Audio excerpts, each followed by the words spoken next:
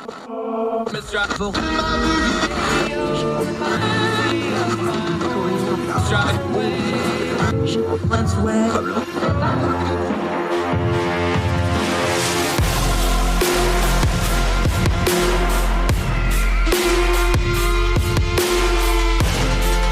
your host, Andrew Donaldson. This is Heard Tell. It's Heard Tell Show, February the 1st, second month of the year of our Lord 2022 already. Hard to believe. And yet here it is. It's February, folks. Hope you and yours are well wherever you are, across the street, around the world. Thank you for taking the time to start your February with us. We sure do appreciate it, whether you're watching on the YouTube channel or on any of the podcasting platforms or on the Big Talker FM out of Wilmington, our radio affiliate. Their Listen Live tab, their app, the Facebook page. If you want to listen, just put in Big Talker FM. It'll come right up for you. Great to have you with us. It's going to be a 2 for Tuesday. We have two guests. Eric Medlin, our friend, sometimes Ordinary Times contributor. He's a history professor. He's going to talk about third parties. It's an election year. Every time we have an election, somebody starts caterwauling about third parties. He's going to do what we do on this program a lot. We're going to take something we hear about all the time. We're going to put a little historical perspective on it. So the historical perspective on third parties, when they have worked, their history in the U.S., and why they probably aren't going to get traction in the United States of America anytime soon. Second topic and second guest, excited about this one, Cassandra Shand, another Young Voices contributor. We're going to talk about Russia. We're going to talk about Ukraine. She's going to have an angle on it that I hadn't thought much about, but she'll lay out for you. You also got to talk about China when you're talking about Russia and Ukraine. Of course, NATO's involved. We're involved. A very tense situation. We've been covering it. Going to continue to cover it.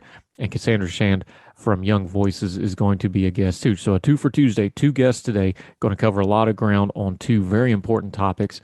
Also going to end the show on a bit of a side note. Howard Hesseman has died. He was on WKRP in Cincinnati. Ties into how we open each and every Heard Tell. We'll get to that in a little bit. But first, you might have heard tell about this story coming out of New York. Cheesley Chris died. If you don't know who she is, she was Miss USA only in 2019, not that long ago. She was only 30 years old. Beautiful woman, talented woman. Was working for the TV show Extra as a correspondent, very media savvy. Was a lawyer in her own right, an attorney, also had an MBA from Wake Forest. Impressive resume, impressive life, and by all accounts, although it's still being investigated, committed suicide. Now, why are we talking about suicide on a culture and politics podcast? Well, we've always done this from the beginning. One of the earliest podcasts we ever did for Heard Tell was with Dr. Katie Gordon, talking mental health. We're going to talk about mental health on this program because your politics, our culture, our society, none of those things work if we're not mentally well, if we don't take care of our own mental health, if we don't remove the stigma so that we can help others that need help with their mental health.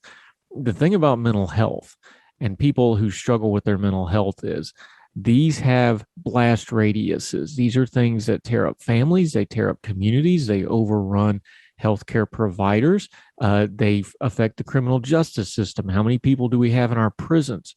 How many people do we have in the criminal justice system right now that, yes, they committed a crime, but there was a mental health component that probably could have been handled a different way than through the penal system, which is overcrowded? Are we really helping people the way they need to be helped to be rehabilitated? I understand they still have to pay for their crime, but is there a mental health component to a lot of those people? A lot of research, a lot of studies think so. And in our politics, think about it this way. There's no way that people are not taking out their own issues through their politics. It just has to be so when you look at the vitriol and the anger and the projection, the way people avatar, we call it here, where they just take somebody and make them a proxy for everything about them. We are not, as a country, doing very well with mental health. And suicide is a terrible, terrible thing. One person on social media, whose name we will withhold because we don't have their permission, this was a personal story, put it very bluntly, very brutally, and searingly when they said it this way. My father committed suicide with a gun. He fired one bullet that managed to hit every member of our family. This stuff has a blast radius. It affects everything. We need to talk about mental health. even on a culture and politics podcast, because culture and politics are both about the same thing. It's about people. Culture is how people behave and interact with each other. Politics is about how they try to govern and maintain and control each other. If we do not have good mental health, we can't take care of each other. If we can't take care of each other, we sure aren't going to be doing a very good job of taking care of ourselves. Mental health is important to talk about. We need to take the stigma away and let folks talk about it. It's okay to have feelings. It's okay to struggle. When somebody like a former Miss USA, who was an attorney, who had an MBA, who was on television, who apparently had all the things life had to offer, and yet this still happens, it's something we should talk about. We should make it a teachable moment. And we should use it to reach out to people who, no matter how successful they are or how happy they may appear, may be struggling. Just because somebody doesn't look depressed doesn't mean they're not. We need to take inventory in our lives, of ourselves and those around us, to make sure that we've done everything we can to reach out to all those that can be reached, and to let people know that there's always a hand up if they need it. To that extent, we're going to do what we've done back on the fourth or fifth very first Heard Tales we ever did when Dr. Katie Gordon came on. We're going to have her back on. At the end of this week, we'll be recording a long-form podcast. We hadn't done one of those in a while because we'd been focusing on getting the daily show dialed in where we want it. We've got it there now. We're starting to line up some guests for the deep dive longer podcast. And the first one we're going to do, Dr. Katie Gordon. We're going to talk mental health. That'll be towards the end of this week. You can watch for it.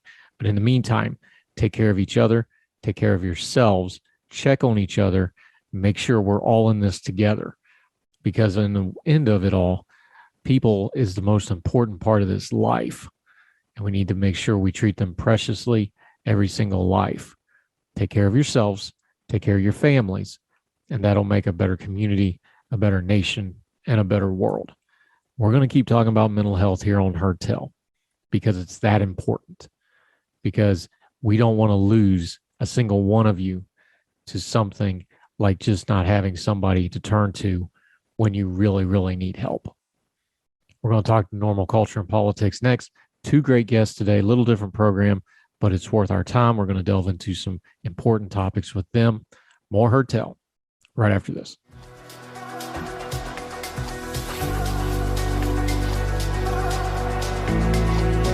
Welcome back to Heard Tell. All right, let's do some history and use that to talk about politics. Now it's something we love to do. A buddy of ours, he's a contributor at ordinary-times.com. He is a history professor, so we have to mind our P's and Q's today. Eric Medlin, how are you, sir? Doing fantastic. How are you doing, Andrew? Good. Good to have you, buddy. Good to talk to you on this format. We've had you on the old radio show. Hadn't had you on this one yet. You were writing in ordinary-times.com about something that comes up every election year. We're in an election year. I don't know if you heard, but constantly people are always braying and crying about third parties. You wrote about it in ordinary-times.com, but you took a different angle on it because you went back and oversaw the history of third parties and the fact that this is a very, very old idea, and the fact that it doesn't get any traction nowadays is kind of in line with the history of third parties in America. Yes, I think that there's this misconception that earlier periods were not aware of certain concepts about third parties, the most important being that, the idea of the third party spoiler. If I vote for the third party, then the party that I kind of sort of like more might lose because the Ralph Nader effect type thing.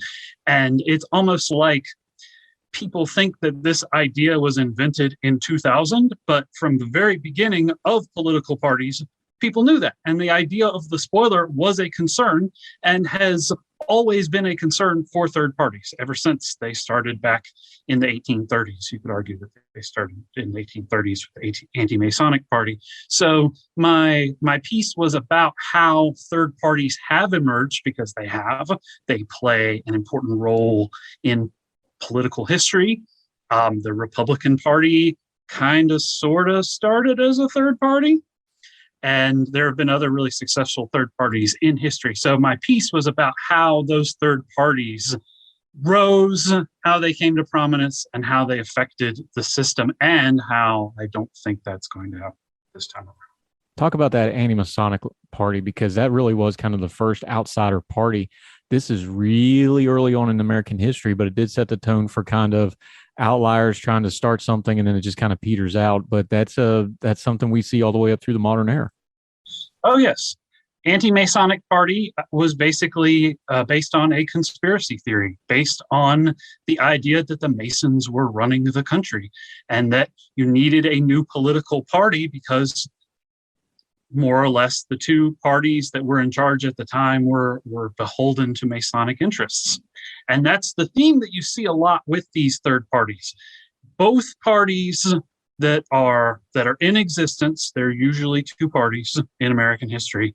Both parties are not delivering something that the country needs, either nativism or banning slavery in the territories or helping out farmers or banning alcohol. The Prohibition Party was something that I talked about in my piece.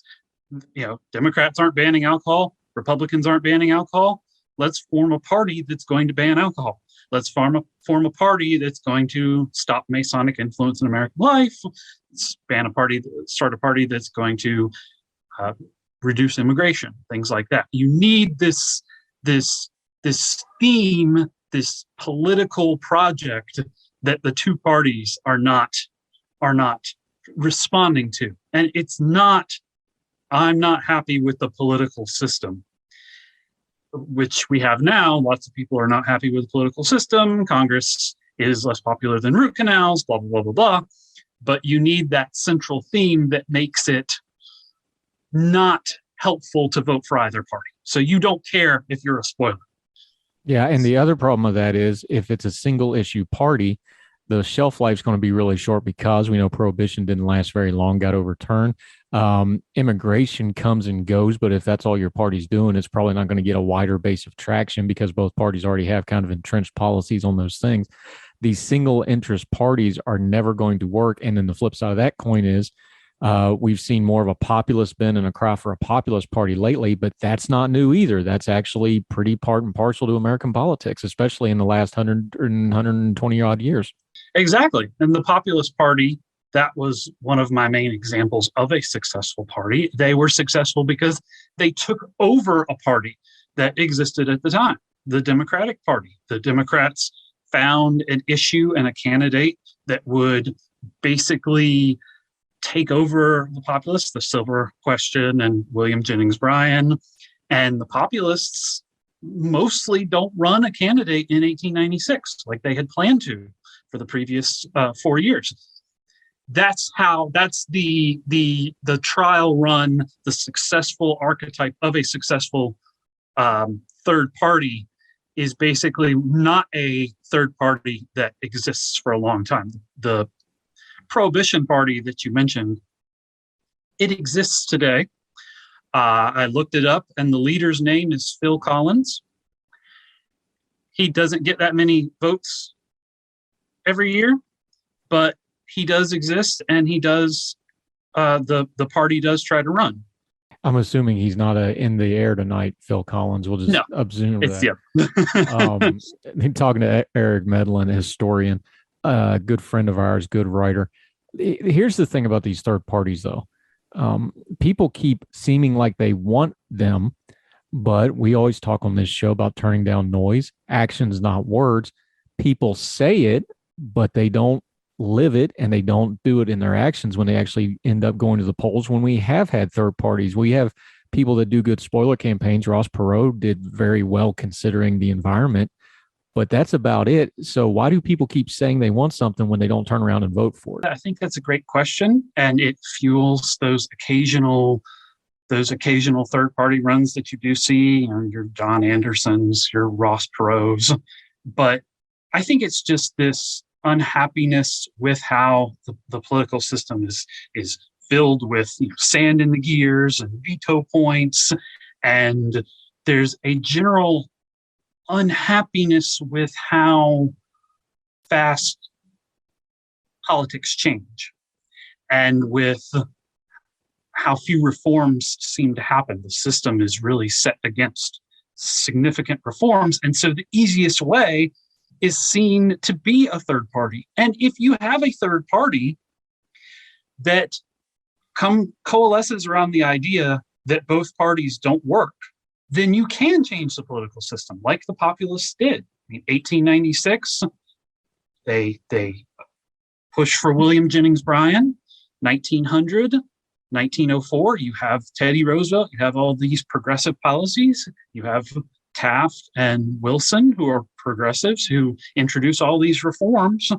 It can work, but you have to have that idea where you don't care if your traditional party actually wins or loses.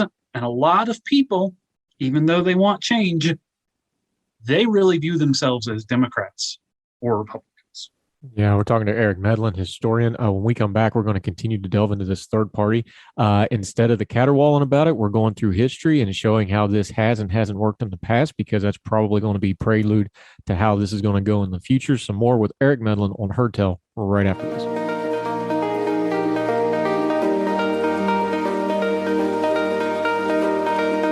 Welcome back to Heard Tell. We're with our friend Eric Medlin. He's a historian. He's also a great writer. He's writing in ordinary-times.com about third parties, which everybody talks about. Let's just get to the nitty gritty of this thing, though. You talk about third parties. I could argue, based off the numbers, you talked about people in the end, they don't mind being Republican and Democrats enough to not be Republicans and Democrats, or at least vote that way. Could I not argue that we already have a third party because Donald Trump got record-setting votes for the Republican Party in 2020. Joe Biden got record-setting votes for the Democratic Party and the overall vote counts in 2020. And then you had about a third of the country that, even with all that hotness going on with the politics, still said, nah, bro, I'm good, and stayed home. Isn't the cycle now and the dynamic now that you really have three political parties? You have Democrats, you have Republicans, and you have the people that aren't voting. Yeah, and I think that is the way forward for people who say they want a third party, they want to change the political system. It's really trying to appeal to those people who are not part of the system. Though that third that's not voting, it's not a monolith. It's not the exact same group of people every time around. And so you pull from here and you pull from there.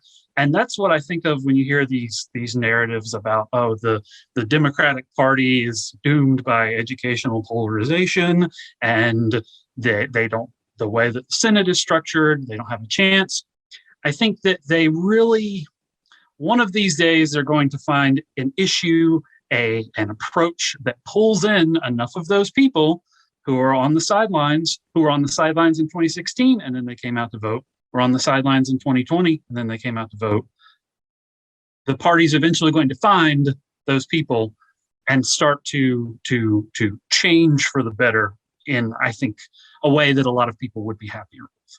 Now, people look at the normal way politics are going now, and they can see factions in the parties. They haven't split the parties yet, but the factions are pretty clear. You have the populist Trump wing of the Republican Party, and then the old moderates and the old conservatives are to the center of them. You have the progressive left that is getting empowered and very, very loud, but they're still electorally a small part of the larger Democratic Party. We can see where the fissure lines are in the parties. It's pretty evident to anybody paying attention. But just seeing those fault lines and meaning there's going to be some kind of divorce where you get two whole more parties out of either of those groups is a whole different beast, isn't it? Because now you're not talking just ideology, you're talking mechanics, you're talking about the way machinations of political parties work. Talk about that divide, because the examples you give, like the Democrats being taken over by the populists in the late 1890s, they had a structure to do that. That sort of structure doesn't really exist right now. Yeah, I think that these parties, there've really only been two times that a major party in American history has collapsed. And those two times emerged from treason in the 18-teens and civil war in the 1850s. Ever since then, these two parties, the Democrats and the Republicans, have adapted, and they've been forced to change, and they've taken on new attributes. They've brought in new people. They've reformed themselves. The Democrats did in the 70s when the post-Watergate reforms were seen as this building of a new Democratic Party that wasn't beholden to the machines. They change when they have to, and the Democratic Party sees no desire. They believe that the more progressive wing and the more centrist wing have achieved the trifecta in government. And they had a trifecta in government about 10 years ago. You put one of these parties out of power for 10, 15, 20 years, like happened in the 1930s. I mean, if you look at how the Republican Party did in the House between 1932 and 1994, it's exceptionally terrible. You need those kinds of changes. You need those devastating losses and those large stretches out of power to really force these parties to change, because they're really around to put politicians in charge of the government. And if the politicians are not being in charge of the government, then they feel the need to really seriously change. But right now, I don't think they believe that. No, they don't. And we have the numbers to prove it, because Congress is the most partisanly divided Congress is. Usually it's these are very thin majorities. These are the thinnest majorities we've ever really seen. People forget, we talk about FDR. He had 2/3 majorities, both houses at one point. It's just unthinkable now. This is going to continue to be a thing. I think even like the coming midterms, just because the Republicans take Congress, they're going to have 2 years of them being in power, and Joe Biden's going to get a run against that. It changes that dynamics. I think just the dynamics and the polarization and how close these margins are, because the country's close. I mean, it reflects the margins in the country. Does that almost take away the need of it, because it's just such a fine margin now that nobody's going to want to step out and go, we can't afford to break off 15, 20% of any party at this given time? Well, the Republican Party is convinced that if the Democratic Party wins, they're going to impose socialism and communism and make critical race theory the official ideology of the United States. And the Democratic Party is convinced that if Republicans win, they're going to impose fascism.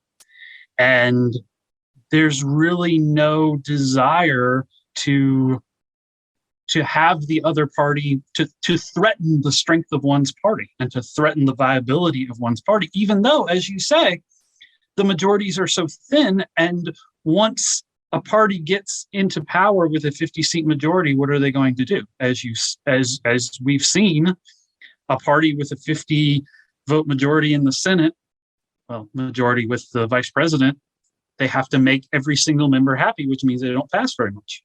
So the voters are trying as hard as they can to put people who they support and who they like in charge, mainly so the other party is in charge.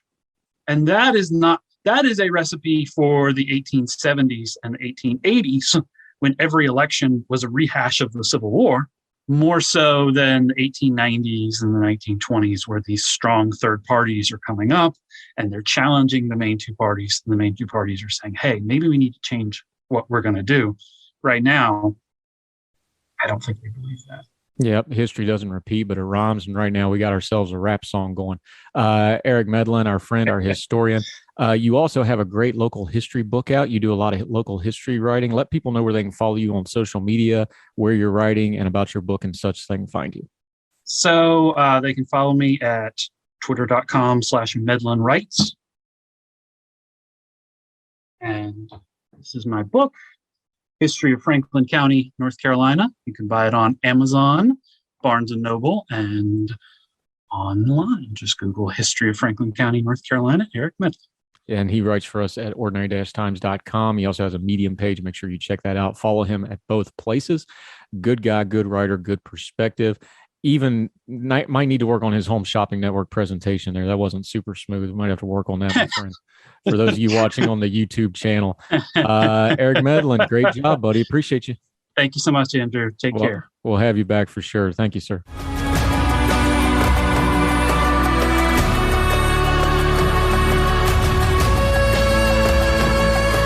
Welcome back to Heard Tell. Okay, let's go back overseas. We've been talking a lot of Russia, a lot of what's going on in Russia and Ukraine and that part of the world. Turning to another one of our Young Voices partnerships, Cassandra Shand. She has an impressive resume. She has been writing all over the place about different things. She studies foreign policy. She studied it at Cambridge. She liked it so much, she's now studying it even more over at the University of Chicago. She's a UCLA grad. How are you, my friend? I'm doing good. Thank you. I'm happy to be here. And me proudly representing the Summersville extension of Glenville State College Community College. We'll try to keep up with you as best I can, as long as you promise to use small words and talk slowly. Let's back up. because we have a habit, especially an American audience, especially American media, we just jump on international things when it pops on our radar and we lose the context of it. So let's do a little background here. Russia's on the borders of Ukraine on 4 sides surrounding them. That didn't happen in a vacuum. That happened in a sequence. So let's back up a little bit. Where do you think this crisis really started? We know Putin's a thug dictator and a bad actor and all this stuff. Where did this really start? Because we know about Crimea getting invaded in 2013. We know Belarus coming into the fold a few years ago. There's a lot of moving pieces that added up to this. We know the oil and gas part of it. Where do you think the genesis of this really is at? Yeah, so I think, a lot of experts might point to, the Crimea invasion itself. I think in the past few years, one of the big things has been the Nord Stream 2 pipeline. I think that kind of the current administration's tacit acceptance of the pipeline's creation. While sanctions are still in place, that kind of created a pathway for Russia to say, well, okay, we're going to go for it. So I think that's kind of what's kind of really rehashed Russia's interest in Ukraine. Yeah, and one thing we're always talking about is geopolitics. You always want to start by just looking at the map.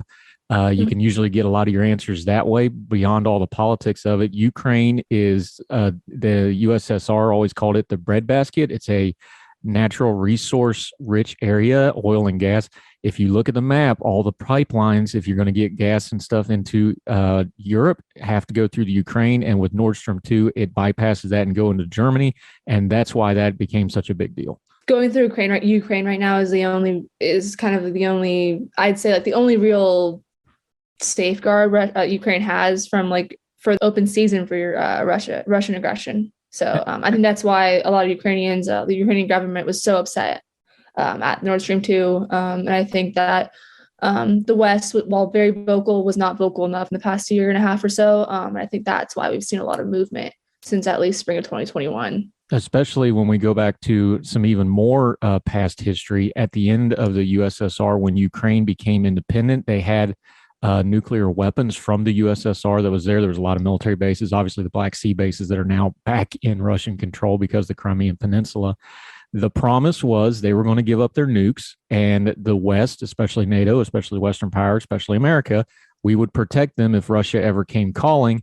Here we are 30 odd years later, here we are, and that dynamic has played out very differently, hasn't it? Absolutely. We also had the 94 Budapest Memorandum where the U.S., UK, and Russia, all three of us agreed on the Ukraine's borders. We agreed on the Ukraine's sovereignty, and here we are. So a few lines have been crossed for sure. Now, crossing lines, when we're talking about international policy, there's a big historical component. Historically speaking, when you have a person like Vladimir Putin who has absolute power, who has ambitions, they tend to work off learned behavior. And we have learned behavior here because he didn't get his hand smacked for 2013 in Crimea. He hasn't got his hand smacked in a meaningful way for targeting journalists and dissidents with the poisoning and this sort of thing. How big of a piece of this puzzle when we try to understand what's going on in Ukraine is the fact that I don't think Vladimir Putin really fears any kind of international pressure right now other than maybe some monetary stuff. Oh, I 100% agree with that. I think, and to be fair, I don't think the monetary stuff is anything to be taken lightly. I think if done properly, that would very much cripple Russia. I do think something new, though, since 2013 is kind of a resurgence of Chinese interest in Ukraine. I think that is new in itself. And I think that Russia and China relations, they're a little tenuous and they have been for a while. So I think that that's definitely a change we've seen since 2014 at least.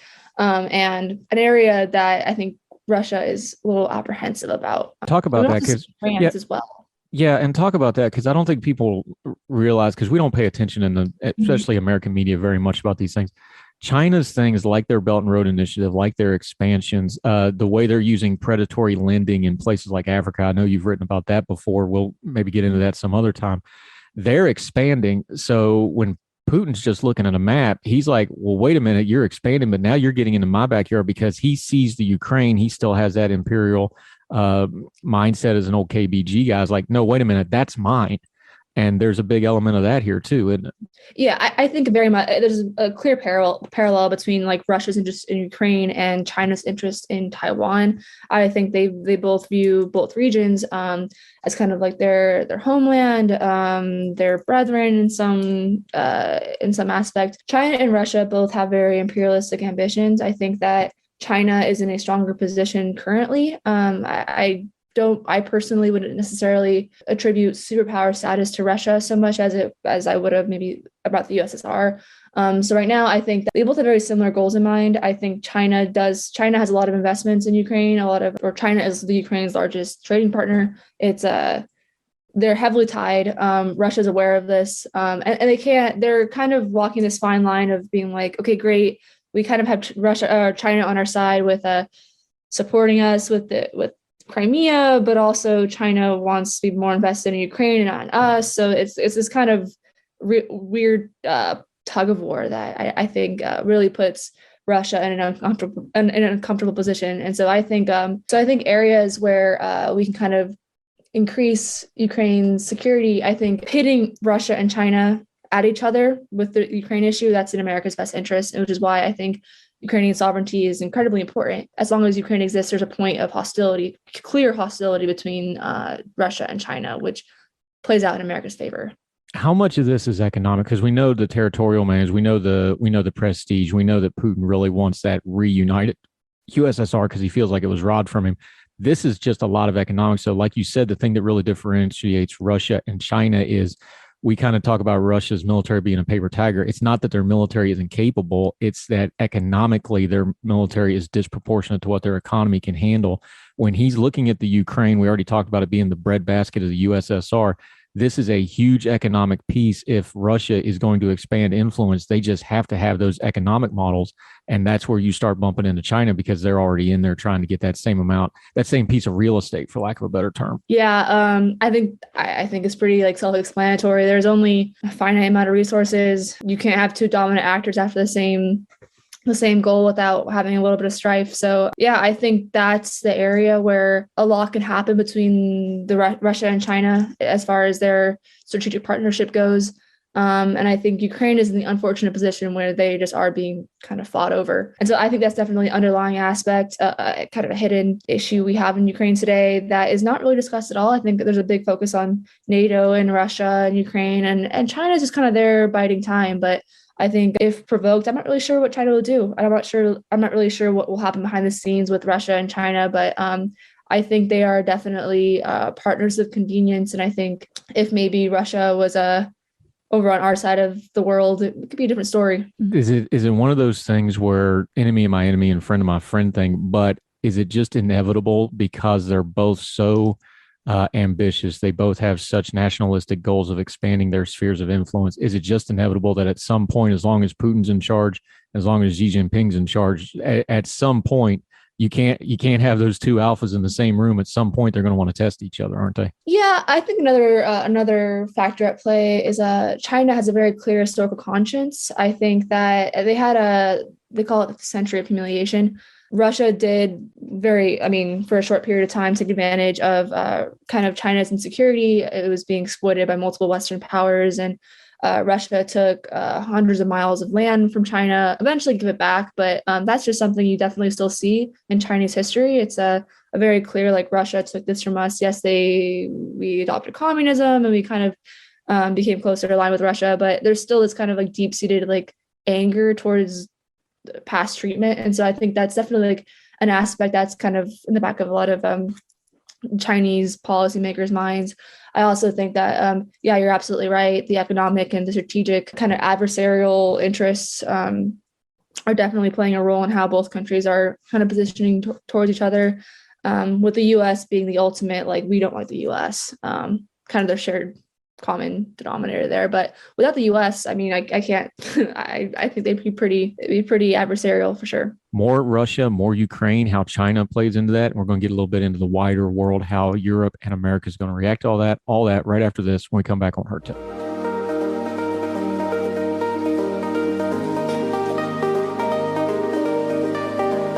Welcome back to Hertel. We're talking to Cassandra Shand, Young Voices contributor, Cambridge graduate, University of Chicago student, because you're a glutton for punishment and want even more learning, talking a little bit foreign policy. All right, Russia and Ukraine. I just cannot overlook the fact here, and the Western media hasn't been talking about this, but I don't think it's accidental that this is all happening right after Angela Merkel leaves the scene. She was kind of the one person in Germany that kind of had Putin's number, would push back on him, not in ways that the West probably liked, but they didn't like each other. She spoke fluent Russian. She could at least hold her own on the national stage. No offense to Olaf Scholz, but he has the personality of a beige hallway in a government building somewhere. I don't think any of this is accidental. The timing that he's pushing the limits with a new president and President Biden, who he knows very, very well, a new chancellor in Germany, which is probably our most important ally in Europe. We've already talked about the China connection. There's a lot of confluence here of things that Putin's going, now's my moment to move, isn't it? Oh, absolutely. I think the timing could not be better for Russia. Two of the major players in the world, new leadership, mixing it up a little bit. Both the US and Germany, they're kind of figuring out their foreign policy again and rehashing, especially the pipeline we discussed before. It's huge for Russia. And so, new leadership in Germany, absolutely major factor in this renewed Russian aggression. Is NATO the way it's always been? It seems like we've just left NATO mostly how it's been for the last 30 some years since the wall came down. Is NATO really properly aligned to deal with a Russia as it exists now, which is no longer the Soviet Union? It's now this it's a state, it's a sovereign state, but it's also ran by oligarchs. It's ran by a dictator in Putin who represents those oligarchs. It's ran, quite frankly, kind of more like a criminal enterprise than a state at some point. Mm-hmm. It doesn't seem like NATO is really the proper alignment and or organization in its current state to really deal with issues like this, is it? In theory, NATO is the best prepared to deal with this kind of thing without the U.S. directly managing it itself. I mean, I think the U.S.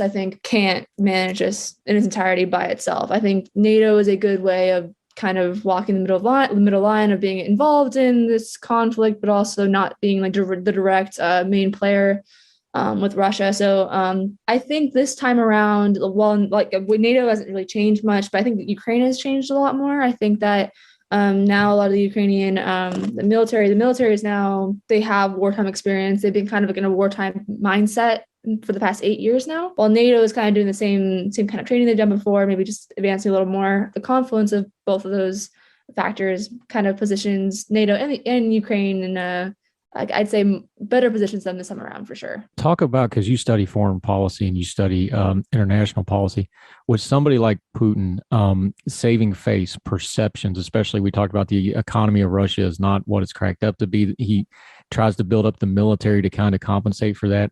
A lot of his moves are to try to save face. Is that one of the things that's kind of staying his hand here? Like, no matter how bad he wants to invade the Ukraine, is that maybe the biggest thing is going, like, he knows, like, I go in there, I don't think I can hold it.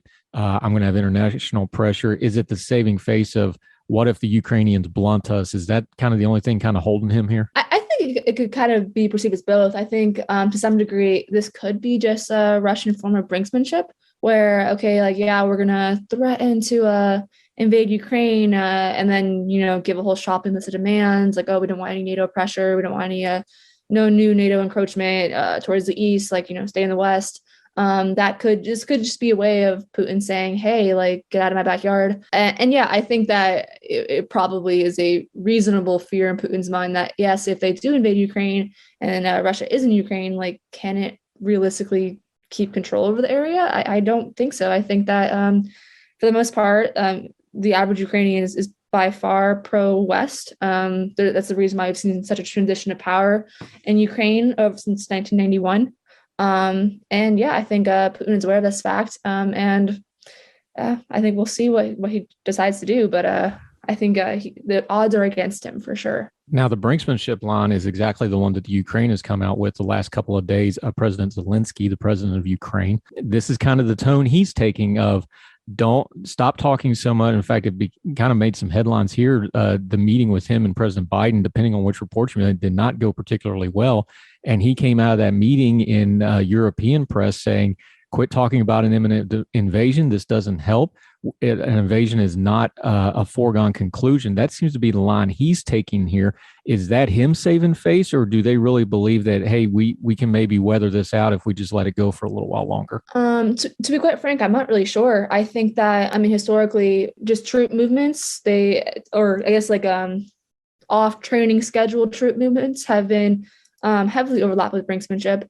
So if this really is just like a repositioning of troops and they don't invade, yeah, it's brinksmanship. But I think the real tell here is whether or not Russia decides to go, cross the border. And I do think, I guess, that one other factor is Belarus. I think that considering Lukashenko is a lot more pro-Russia, it makes the brinksmanship argument all that kind of more fragile. But I think Zelensky is probably more on the nose here with Russia kind of. See, the Belarus thing, I think, is the one that people aren't really, because it wasn't that long ago. This is only a couple of years ago. Lukashenko basically stole an election. Everybody outside of his circle and the backers in the Kremlin said he stole this election.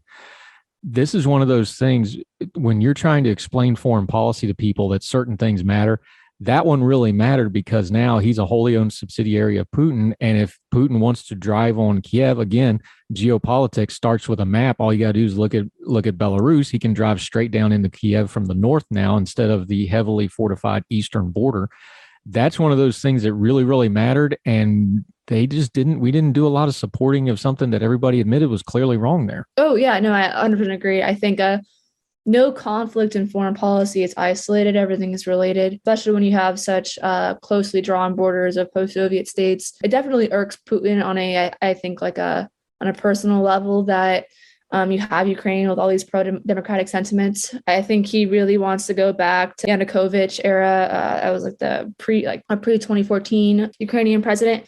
Very pro-Russia. And I think it really kind of frustrates him that the Ukrainian people have so far heavily rebuked Russian influence. And I think, he, in an ideal world, he obviously would want a Ukraine that kind of operates like a Lukashenko-run Belarus. Yeah, the old Soviet Union, in a lot of other words, without the pretense of the communism. What's your read on Putin? He's getting up there in age. He's president for life. He's figured that out. So he's never going to leave power until he dies or he gets overthrown. The former is probably going to happen before the latter. What's your read on him? Because when you look at the economic situation, you look at the military situation, you look at China, even with a very distracted U.S., is it fair to say that Russia's kind of bumping up against the limits of its expansion, of how much influence and expansion it can have here? This seems like almost a tipping point with the current state of Russia of, I don't think they can go much further in world influence than what they're going here. And this may very well be the point where if Putin doesn't handle this right, he could really lose a lot of face and start to lose internal control as well, couldn't he? Oh, yeah, I absolutely agree. I think there's a reason why the U.S. is pivoting towards Asia. And I also think that a democratic Ukraine is kind of in Putin's favor. He can play this really, I really don't want the U.S., the evil U.S., whatever. But in reality, if he focuses on the Ukraine as a real moral impetus for Russian aggression, I guess, he kind of appeases his base. Russia is strong. It's prioritizing first. It's more broadly that I think Putin is a little concerned about the state of his domestic affairs and his capacity for international dominance, which is why I think the U.S. has quite handedly pivoted towards Russia, with the exception of NATO influence in Europe. I think that Putin, in many ways, it could be kind of like a Falklands thing for Putin. It's okay, great, this is our sustained conflict. This is really important for us, and you can kind of increase create more positive domestic sentiment that way. And I think for the U.S., this actually works out very well. I think we want to keep a free Ukraine for as long as possible, because as long as Ukraine is there, Putin is more frustrated with the fact that Ukraine is free than the U.S. is just sitting over here and dominating. I think that's his priority is Ukraine, then U.S. And I think the longer that Ukraine is free, the more Putin is going to try to flex his muscle around Ukraine to the benefit of the U.S. Does Putin climb down from this, or does he invade, do you think? I don't think it's in his direct interest to invade currently. I think that he can sort out a lot of different factors in the present. I think that the pipeline itself, I think the fact that it's kind of almost complete, it's very close. That goes to show that, Russia is already kind of exceeding I think American expectations at Russian success, even with sanctions.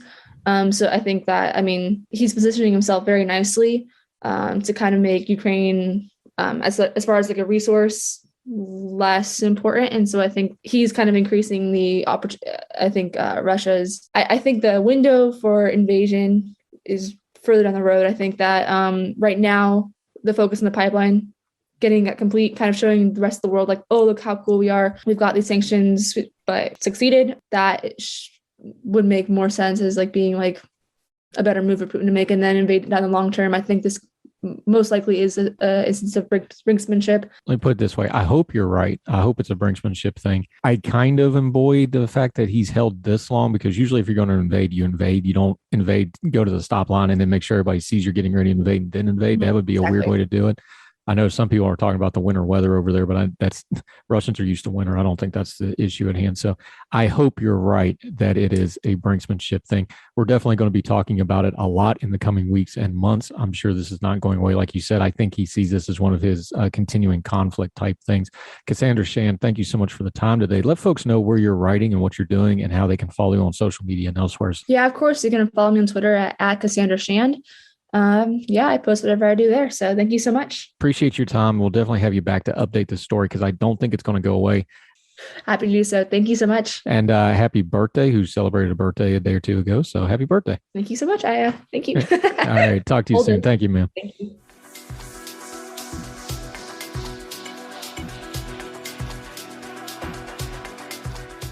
Welcome back to Heard Tell. You know, the opening of this show, we worked pretty hard on that opening. We're proud of it. We really, really like it. That radio dial noise, that squeaking, searching the radio dial, if you're old enough to remember what that was like, that's a takeoff of WKRP in Cincinnati, the classic sitcom.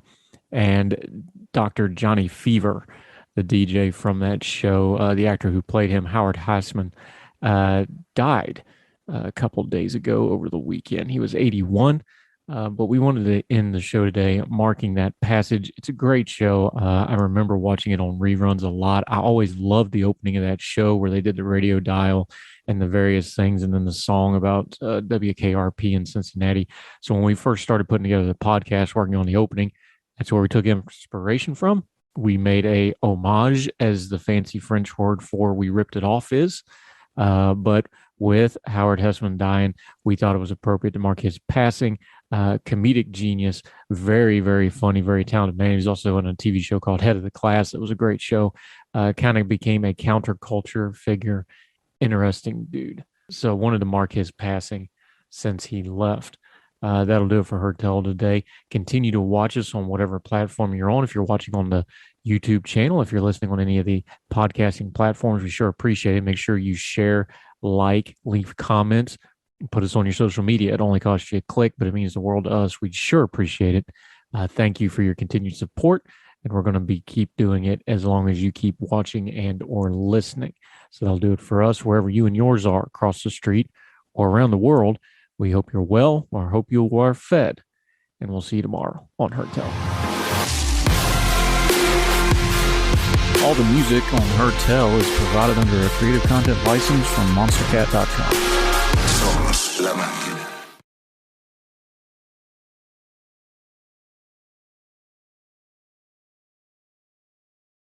Summer concerts, pool parties, chill nights under the stars. We're stocking up our closet so you're ready to look your best for all of it. At Plato's Closet in West Ashley and North Charleston, we're buying all things summer. So bring in your tees, tote bags, sandals, sunglasses, and more. We pay cash on the spot for gently loved name brand looks. Plato's Closet is the go-to destination for trend-forward teens and young adults who support local and shop sustainable. Visit Plato's Closet today. Plato's Closet, located in West Ashley on Sam Rittenberg Boulevard and North Charleston on Rivers Avenue.